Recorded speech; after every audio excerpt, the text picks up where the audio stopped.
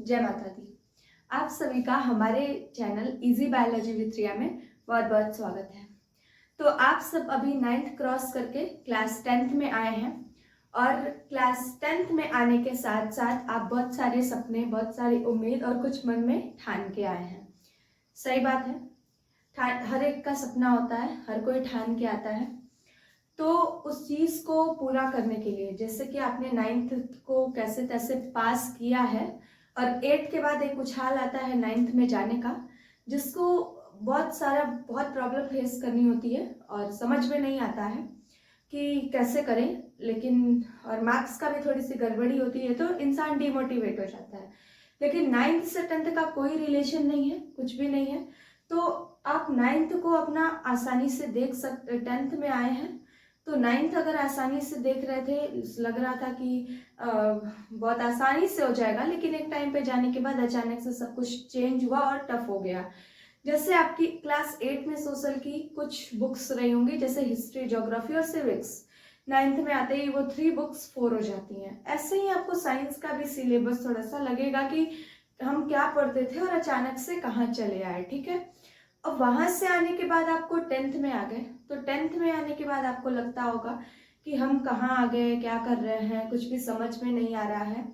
और तो उसके लिए ही मैं ये आपके लिए वीडियो लेके आई हूँ और मैं नया नया यूट्यूब पे आई हूँ और आज से मैं पढ़ाना स्टार्ट कर रही हूँ आप सभी को। लाइक चैप्टर 10 पढ़ाना, क्लास 10th की चैप्टर फर्स्ट पढ़ाना मैं आपको स्टार्ट कर रही हूँ। ओके, तो मेरे साथ बने रहिए, मेरे चैनल में बने रहिए और प्रॉपर अच्छे से पढ़ते रहिए। कहीं दिक्कत आती है तो कमेंट कीजिए और नहीं समझ में आता है, बोरिंग लगता है तो स्किप करके जाइए, लेकिन पढ़ना है तो ईमानदारी से पढ़िए, क्योंकि टाइम वेस्ट करने नहीं आए, पढ़ने आए हैं आप। 9th बर्बाद किया तो कोई बात नहीं, 10th में आ गए हैं, 10th नहीं बर्बाद होने दीजिए। ठान के आए हैं कि बहुत अच्छा नंबर ले आएंगे, तो उसके लिए आपको पढ़ना पड़ेगा और पढ़ना ही एक रास्ता है जिससे आप बिल्कुल सेलेक्ट हो सकते हैं। तो पढ़ाई से पीछे नहीं भागना है और मेरे साथ बने रहना है, मेरी वीडियो को कंप्लीट करना है और देखना है और समझना है। अगर नहीं समझ में आ रहा है तो आप जा सकते हैं, लेकिन पहले आपको यहाँ पे समझना होगा। पहले आप आइए और समझिए। मैं चैलेंज करती हूँ कि आपको अगर नहीं समझ में आया, अगर ईमानदारी से पढ़ रहे हैं तो समझ में आएगा, और नहीं समझ में आ रहा है इसका मतलब शायद आप में कहीं 0 लेवल से कम ही होगी। तो कमेंट कीजिए। अगर जैसे बच्चे को रीडिंग लगाने को कहो और उसको ABCD ही ना आए तो दिक्कत की बात है। तो आपको अगर 0 लेवल से दिक्कत हो रही है तो कोई बात नहीं, कमेंट कीजिए, वहां से मैं आपका रिप्लाई करूंगी, वहां से हेल्प करूंगी और आगे ग्रो करने में मदद होगी आपकी, ठीक है। कोशिश किया जाएगा कि कांटेक्ट करके आपको समझाया जाए, और कोशिश किया जाएगा, पॉसिबल हुआ तो, नहीं तो आप कमेंट कीजिए, मैं आंसर करूंगी और मेरे टॉपिक को समझिए। तो ज़्यादा ना बात करते हुए हम स्टार्ट करते हैं अपना चैप्टर फर्स्ट। क्लास 10th की साइंस की बुक उठाइएगा तो चैप्टर फर्स्ट मिलेगा, और चैप्टर फर्स्ट में आपका पहला केमिस्ट्री सब्जेक्ट आता है, जिसका पहला चैप्टर का नाम है केमिकल रिएक्शन, ठीक है। चैप्टर फर्स्ट, चैप्टर 1 केमिस्ट्री का होता है,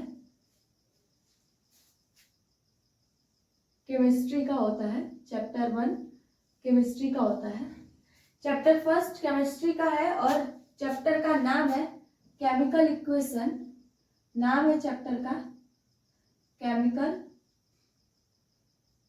equation, chemical reaction and equations, sorry, नाम है इसका केमिकल रिएक्शन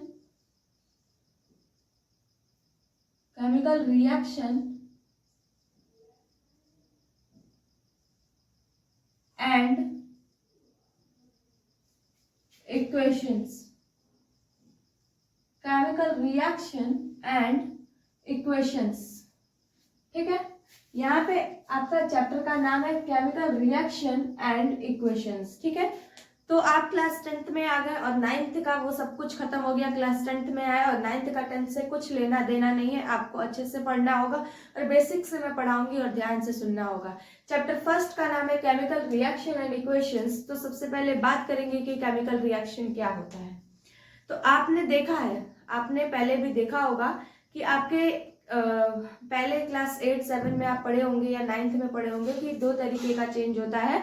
एक होता है फिजिकल चेंज और दूसरा होता है केमिकल चेंज। तो फिजिकल चेंज क्या होता है? वो ऐसी चेंज जो वापस उसी फॉर्म में आ जाती है जिससे कुछ नया प्रोडक्ट नहीं बनता है या फिर उसकी प्रॉपर्टी नहीं चेंज होती है, उसी को बोलते हैं फिजिकल चेंज। और केमिकल चेंज क्या होता है कि वो ऐसा चेंज जिससे कुछ नया प्रोडक्ट बन जाता है, वो होता है केमिकल चेंज। नहीं समझ में आ रहा है? नहीं पढ़ा है? कोई बात नहीं, फिर से समझा रही हूँ, ध्यान से सुनिए। फिजिकल चेंज वो चेंज होता है जो जैसे वाटर से हम आइस बना रहे हैं, ठीक है, वाटर से आइस बना रहे हैं, आइस से वापस हम उसको गैस बना दिए और जैसे ही टेम्परेचर ठंडा करेंगे वो ठंडा होके बूंद बूंद टप टप गिरेगा, ठीक है। तो पानी से बर्फ बना, बर्फ को पिघलाए तो वापस पानी बन गया, कुछ नया प्रोडक्ट बना? एग्जैक्टली कुछ नया प्रोडक्ट नहीं बना, कुछ भी नया प्रोडक्ट नहीं बना। तो पानी से बर्फ बना, बर्फ से वापस पानी बना, लेकिन कुछ नया नहीं बन रहा है। और जैसे पेपर को जलाइए, पेपर को जलाने के बाद राख बना, वो नया प्रोडक्ट है, वापस उसको आप पेपर में बदल सकते हैं? नहीं बदल सकते हैं। एग्जैक्टली उसी चीज को बोलते हैं केमिकल रिएक्शन, उसी को बोलते हैं chemical reaction. Chemical physical change और केमिकल चेंज क्या होता है? फिजिकल चेंज में वापस वो उसी फॉर्म में आ सकता है, यानी रिवर्सिबल स्टेट में आ सकता है। लेकिन केमिकल में क्या होता है कि नो ओनली न्यू सबस्टेंस या new product can form which can not be form in their previous stage, ठीक है। बोल रहा है कि केमिकल चेंज वो चेंज होता है जिससे नया प्रोडक्ट बनता है जो वापस उसी फॉर्म में नहीं जा पाता है, ठीक है। जैसे कागज जला दिया, लकड़ी जला दी तो वापस नहीं बन पाएगा, ठीक है। चौक से हमने लिख दिया, चौक खत्म हो गया तो वापस चौक नहीं वो बन पाएगा, जो वेस्ट हो गया है वो वापस चौक में नहीं आ पाएगा एक, ठीक है। तो ये सारी चीजें जो होती हैं केमिकल चेंज होती हैं, ठीक है, ये सारी चीजें केमिकल चेंज होती हैं। और हम केमिकल रिएक्शन क्या बोलते हैं? केमिकल रिएक्शन किसको बोलते हैं? तो जो भी चीजें बन रही है, chemical reaction is defined as, pen copy ले लीजिए और नोट्स बनाते जाइए। वैसे तो मैं अवेलेबल कराऊंगी, लेकिन नोट्स बनाते जाइए, 1 से 2 वीडियो में ये पूरी कंप्लीट हो जाएगी और एनसीईआरटी का क्वेश्चंस भी लगवाते जाऊंगी। तो पढ़ते हैं केमिकल रिएक्शन क्या होता है। The chemical reaction is the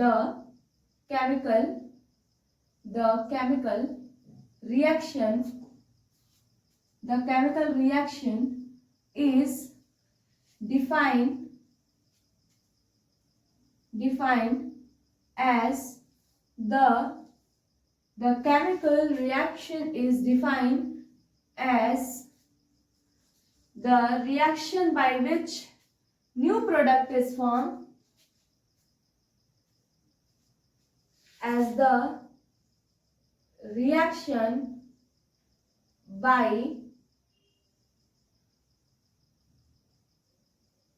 which new product is the reaction by which new product is formed, the reaction by which new product is formed with their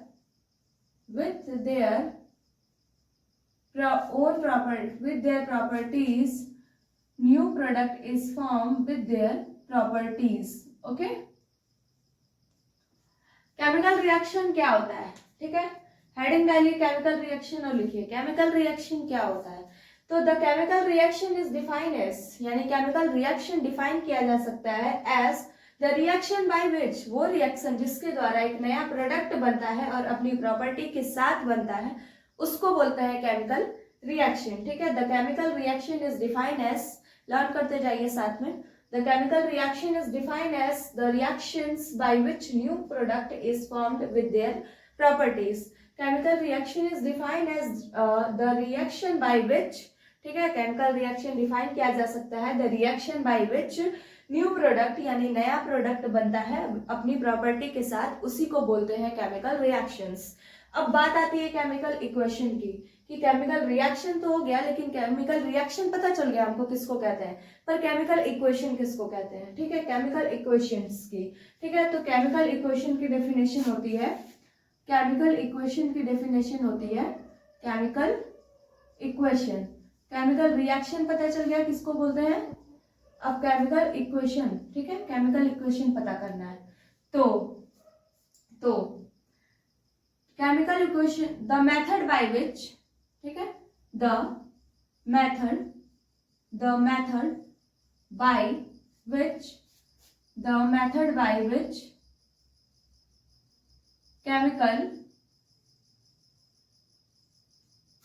chemical the method by which chemical reaction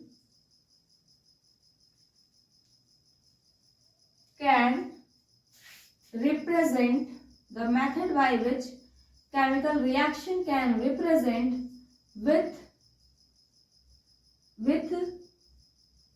formula and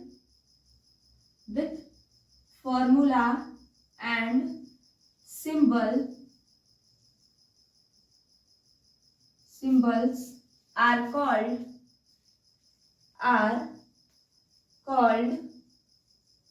chemical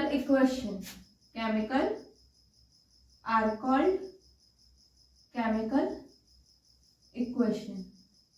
okay, इसका मतलब क्या हुआ, इसका मतलब समझ में आया। Chemical reaction किसको कहते हैं, केमिकल रिएक्शन उसको कहते हैं, the chemical reaction is defined as the reaction by which new product, जिसमें भी जो रिएक्शन, वो हर एक रिएक्शन जिसमें नया प्रोडक्ट बन जाता है, ठीक है, उसको बोलते हैं केमिकल रिएक्शन।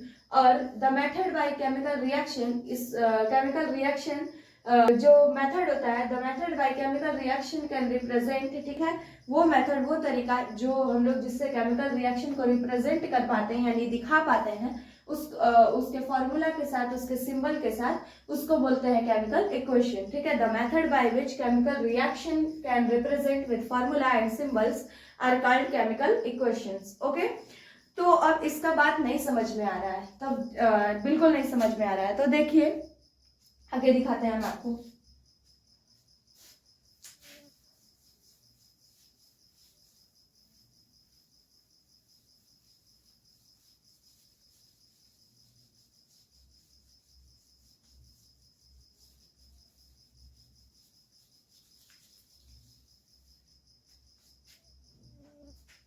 मिट गया, ये नहीं रहेगा तो समझ में नहीं आएगा आपको।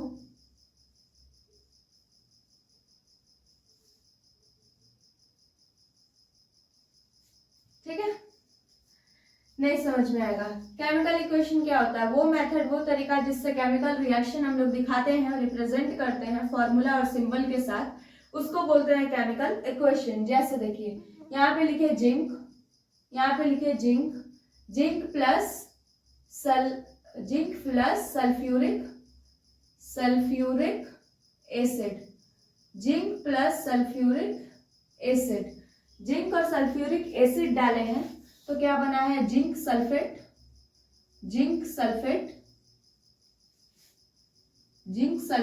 प्लस हाइड्रोजन, क्या बना है, जिंक सल्फेट प्लस हाइड्रोजन। ठीक है, केमिकल रिएक्शन पता चला। केमिकल रिएक्शन वो रिएक्शन होता है जिसमें कुछ नया प्रोडक्ट बनता है, उसको बोलते हैं केमिकल रिएक्शन।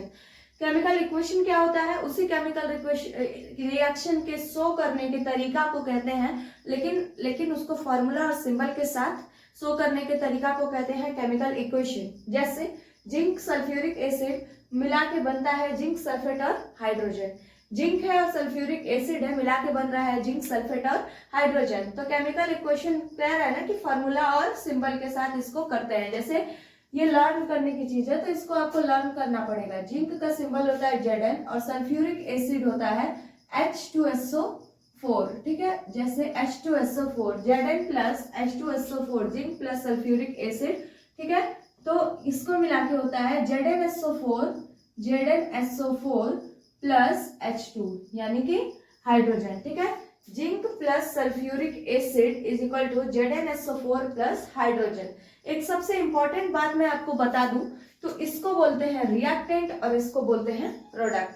इसको बोलते हैं रिएक्टेंट और इसको बोलते हैं प्रोडक्ट। जैसे देखिए इसको बोलते हैं रिएक्टेंट। नोट्स बनाते जाइए और समझते जाइए।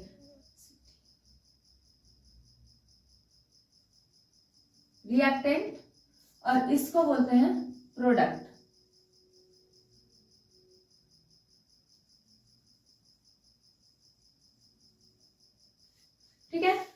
वीडियो है, थोड़ा सा दिक्कत होगी। इसको बोलते हैं रिएक्टेंट और इसको बोलते हैं प्रोडक्ट, ठीक है।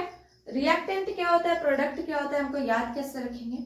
तो देखिए, सब्जी बनाते समय हम पहले आलू डालते हैं, मिर्च डालते हैं, लहसुन डालते हैं, मसाले डालते हैं। तो जब ये सब चीजों को, इंग्रेडिएंट्स को, ठीक है, जब हम डाल रहे होते हैं तो उसको बोलते हैं रिएक्टेंट, और जब उससे बनके हमारी सब्जी तैयार होती है तो उसको बोलते हैं प्रोडक्ट, ठीक है। तो इसी तरीके से जब हम कुछ चीजों को डाल रहे होते हैं तो डालने वाली चीज होती है रिएक्टेंट।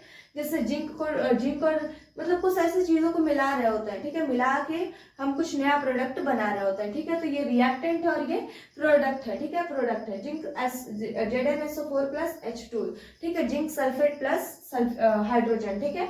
तो ये हो गया हमारा केमिकल रिएक्शन, समझ में आया, जिससे नया प्रोडक्ट बनता है। केमिकल इक्वेशन उसी रिएक्शन को दिखाने का तरीका, लेकिन फॉर्मूला और सिंबल के साथ दिखाने के तरीका को कहते हैं केमिकल इक्वेशन। अगर यहाँ तक बात समझ में आई है तो बात अब आगे बढ़ा के चलते हैं हम लोग। कहाँ चलते हैं आगे बढ़ते हुए? अब इसके बाद एनसीईआरटी में दूसरी टॉपिक है बैलेंसिंग। तो हेडिंग डालिए how to balance chemical equation. Chemical reaction समझ में आ गया, केमिकल इक्वेशन समझ में आ गया, अब हम लोग समझेंगे बैलेंसिंग, ठीक है। अब हम लोग समझेंगे बैलेंसिंग। केमिकल रिएक्शन समझ में आ गया, केमिकल इक्वेशन समझ में आ गया, अब समझेंगे बैलेंसिंग, ठीक है। बैलेंसिंग हेडिंग डालिए how to balance, how to balance, how to balance chemical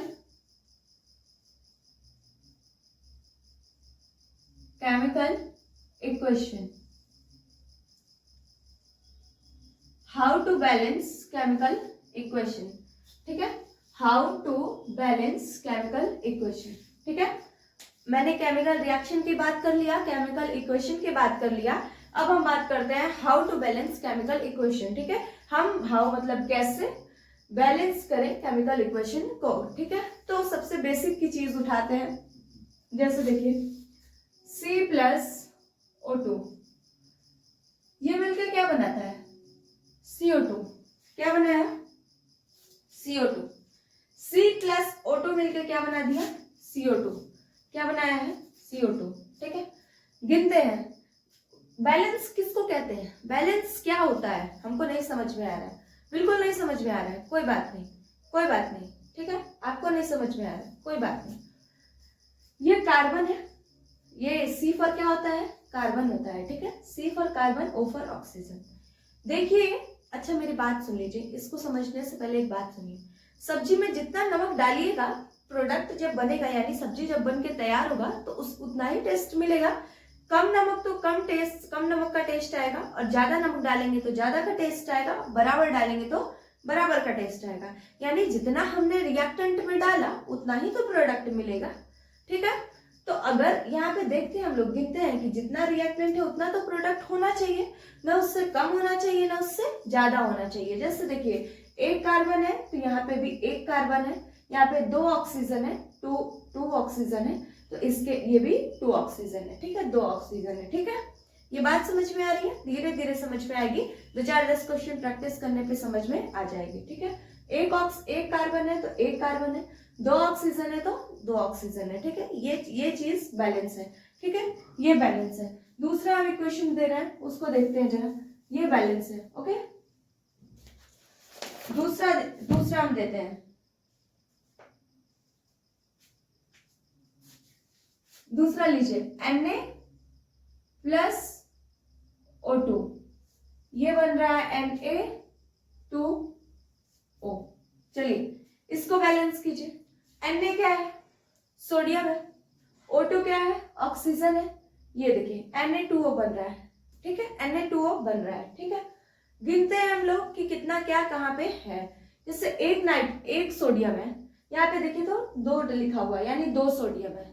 यहाँ पे 2 ऑक्सीजन है और यहाँ पे 1 ऑक्सीजन है। हमको बैलेंस करने की जरूरत है ना? जरूरत है, बैलेंस करने की जरूरत है, बिल्कुल जरूरत है। बराबर होना चाहिए ना भाई। ये कैसे ज्यादा हो गया? जब हमने कम डाला तो ये ज्यादा हो गया, ज्यादा डाला तो कम डाला, ऐसे कैसे हो पा रहा है? हाउ इट इज पॉसिबल, ठीक है। ये बिल्कुल पॉसिबल है नहीं, ठीक है। कैसे ये पॉसिबल हो जाएगा? तो हम इसको बराबर करेंगे, ठीक है। तो यहाँ पे 2 सोडियम है, लेकिन ऑक्सीजन एक है, तो ऑक्सीजन को पहले 2 बनाते हैं। चलिए, ऑक्सीजन को हमेशा याद रखिएगा एक बात कि कोई भी चीज बैलेंस करते समय आगे लगाते हैं, पीछे नहीं लगाते हैं। जब हम बैलेंस करते हैं तब कोई भी चीज आगे लगाते हैं। जैसे देखिए 2 लगा दिए, यानी ये पूरे के 2 हो गया, यानी ये भी और ये भी, इस पूरे के 2 हो गया, ठीक है। तो ये 2 दूनी के 4, 2 2 जा 4, 4 नाइट्रोजन है, और ये 2 1 जा 2, यानी कि 2 नाइट्रोजन है, ठीक है। ये 2 2 जा 4, यानी कि 4 नाइट्रोजन है। और सॉरी सॉरी सॉरी सॉरी, ये 2 2 जा 4, यानी कि 4 सोडियम है, और ये 2, ये एक है अकेले, तो 2 का इसमें मल्टीप्लाई होगा, तो 2 1 जा 2, ठीक है। यानी कि यहाँ पे 2 ऑक्सीजन है, और 2 2 जा 4, यानी कि यहाँ पे 4 सोडियम है। तो अब इधर करते हैं, यहाँ 4 सोडियम है, तो इसके आगे भी क्या लगा देंगे 4, ठीक है, क्योंकि फिर से अनबैलेंसिंग हुई ना। जैसे देखिए ये 2 दूनी के 4, यानी 4 सोडियम, तो यहाँ पे भी लगा दिया हमने 4, तो 4 1 जा 4, यानी कि यहाँ पे भी 4 सोडियम। यहाँ पे 2 ऑक्सीजन, यहाँ पे 1 ऑक्सीजन, तो इसके आगे हमने लगा दिया 2, यानी कि 2 ऑक्सीजन, ठीक है। ठीक है, ये समझ में आया। इसके बाद एक और हम बता रहे हैं, जैसे ले लीजिए Ca+H2O, ठीक है। एक और लीजिए Ca+H2O, कॉपी में बनाते जाइए ध्यान से, ठीक है, बनाते जाएंगे तभी समझ में आएगा भी, ठीक है। तो CaOH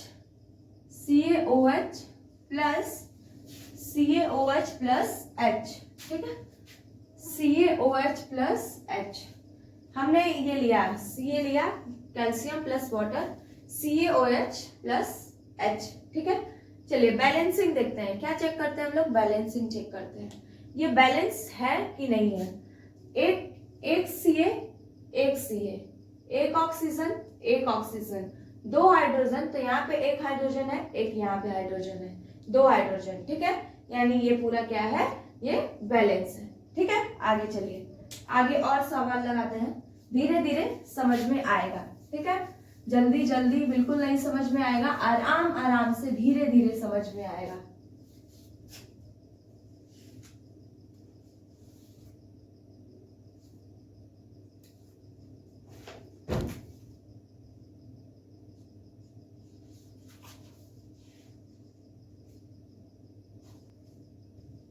तो अब आगे हम लोग समझते हैं, ठीक है। चलिए एक और लगाते हैं, बाकी हम देंगे सॉल्व करने के लिए, ठीक है।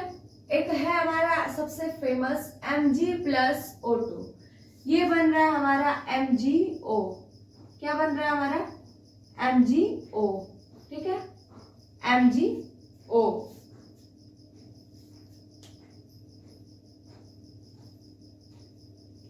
Mg+O2, ये बन रहा है हमारा MgO, यानी कि 1 मैग्नीशियम 2 ऑक्सीजन, 1 मैग्नीशियम 1 ऑक्सीजन, ठीक है। 1 मैग्नीशियम 2 ऑक्सीजन, यहाँ पे 1 मैग्नीशियम है 1 ऑक्सीजन है, तो 2 बनाना पड़ेगा हमको, 2 बनाना है ना। यहाँ पे 2 ऑक्सीजन है, तो इस ऑक्सीजन को भी 2 बनाना है, तो इसके आगे हम लगा देंगे 2, तो 2 1 जा 2, लेकिन इसके भी आगे है, तो यानी यहाँ पे 2 मैग्नीशियम 2 ऑक्सीजन, यहाँ पे 2 ऑक्सीजन 1 मैग्नीशियम, तो 1 के आगे लगा दीजिए 2, तो 2 1 जा 2, यानी कि 2 मैग्नीशियम, ठीक है। ऐसे ही हम दे रहे हैं होमवर्क, उसमें बनाइए, ठीक है। उसको बना के कमेंट में कमेंट कीजिएगा, मैं चेक करके बताऊंगी आपका सही है बैलेंसिंग कि नहीं, ठीक है। होमवर्क में लिखिए, अभी दे रही हूं मैं, उसके आगे बनाइएगा कमेंट में, ठीक है, बना के दीजिएगा।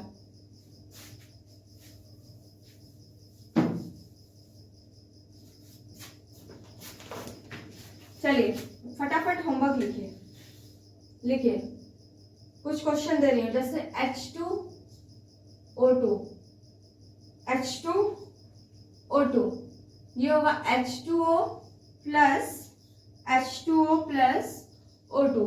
ये आगे जब टाइप्स ऑफ केमिकल इक्वेशन पढ़ेंगे तो पता चलेगा कि ये किस तरीके का रिएक्शन है। ये है हमारा डीकम्पोजिशन रिएक्शन, ठीक है, ये है हमारा डीकम्पोजिशन रिएक्शन, ठीक है। तो अभी हम पढ़ेंगे इसको H2 प्लस O2, ठीक है, H2O प्लस O2, ठीक, इसको बैलेंस कीजिए। दूसरा हमारा एक और रिएक्शन है Fe प्लस O2, इसको भी बैलेंस करना है, Fe2O3, ठीक है, Fe2O3।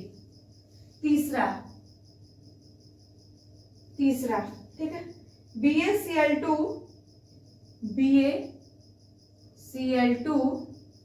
Plus H2SO4, BaCl2 plus H2SO4, तो BaSO4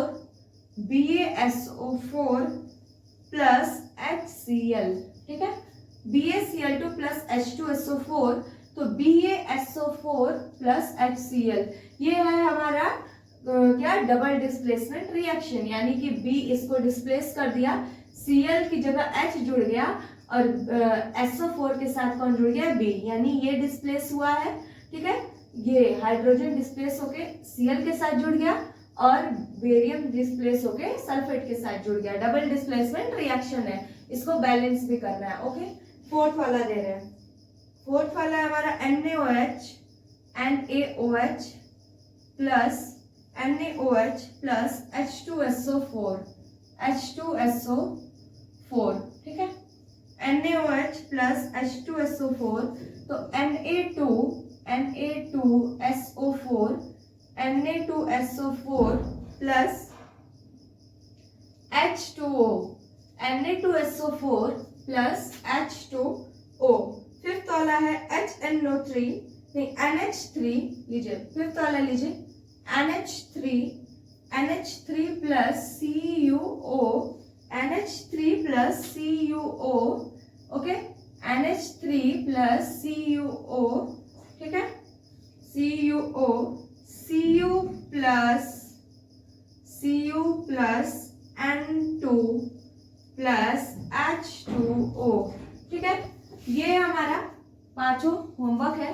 फटाफट इसको बना के और कमेंट बॉक्स में कमेंट करके बताइए, जिसका भी सही होगा मैं यहाँ पे नाम लूंगी, ठीक है, तुरंत स्क्रीनशॉट लीजिए, जिसका भी सही होगा मैं यहाँ पे नाम लूंगी और यहाँ पे बिल्कुल अच्छे से जिसको नहीं समझ में आएगा वो भी कमेंट करना, मैं बिल्कुल इसको दोबारा अच्छे से समझाऊंगी, ठीक है। चलिए इसको स्क्रीनशॉट ले लीजिए, ठीक है, उसके आगे बढ़ते हैं हम लोग, उसके आगे बढ़ते हैं, ठीक है।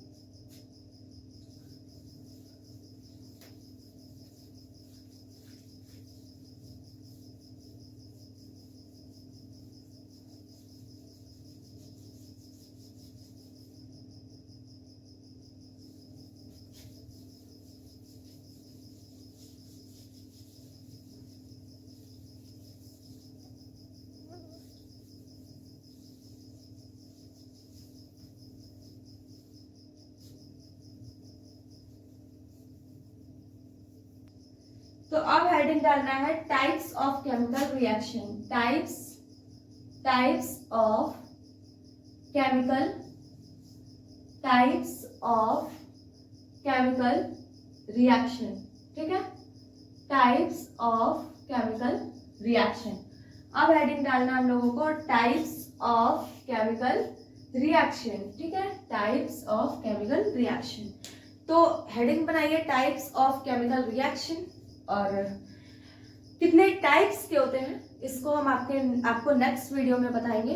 तब तक के लिए आप उसको रिवाइज कीजिए, क्वेश्चन बनाइए, बना के कमेंट कीजिए, और टाइप्स ऑफ केमिकल रिएक्शन हम आपको नेक्स्ट वीडियो में बताते हैं। और अच्छे से पढ़ते रहिए, मोटिवेट होके पढ़िए, साइंस पूरा मेरे पे छोड़ दीजिए, मैं हूँ उसके लिए, बस ईमानदारी से मेरा साथ दीजिए। हर रोज आके एक बार वीडियो खोल के पढ़िए, सवाल लगाइए, क्वेश्चन फंसे तो कमेंट कीजिए, आंसर मिलेगा आपको, उसका टेंशन मत लीजिए, पॉसिबल होगा तो मैं जरूर देखूंगी और आंसर करूंगी, ओके। और कुछ बच्चे अगर जो बहुत अच्छा परफॉर्मेंस देंगे उनका नाम भी लूंगी। और एक सबसे बड़ी चीज मैं आपको बोलूंगी कि हाँ, ईमानदारी से पढ़िए, जो है जहाँ है जैसे है वो वहाँ और वैसे वहीं से शुरुआत कीजिए, ठीक है, और मेहनत और लगन से पढ़िए। एक मार्कर और एक बोर्ड से मेरी किस्मत और एक कॉपी और एक कलम से आपकी किस्मत बदली जा सकती है। तब तक के लिए थैंक यू।